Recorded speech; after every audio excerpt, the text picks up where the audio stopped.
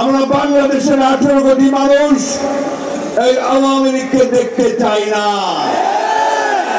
বন্ধুগণ, আজকে যখন আপনারা এখানে সভা করছেন, তখন আরেকটা সভা হচ্ছে আপনাদের নিউ মার্কেটে,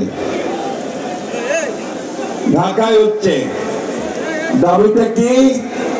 দাবি হচ্ছে যে আওয়ামী লীগকে নিষিদ্ধ করতে হবে, তাই না?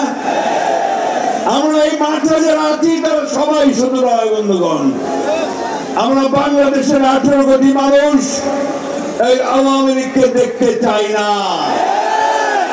কারণ এই আওয়ামী লীগ বাংলাদেশ স্বাধীন হওয়ার পর থেকেই তাই বাংলাদেশের মানুষের উপর নির্যাতন করে এসেছে, গণতন্ত্রকে ধ্বংস করেছে, একদলীয় শাসন ব্যবস্থা বাকশাল প্রতিষ্ঠা করেছে। বন্ধুগণ, ওই আমাদের ভাইরা ছবি তুলছেন, টেলিভিশন দেখাচ্ছেন, তাই না? সব বন্ধ করে দিয়েছিল, শুধুমাত্র 4টা পত্রিকা করে রেখেছিল, সাংবাদিকদের স্বাধীনতা সেদিন ছিল না।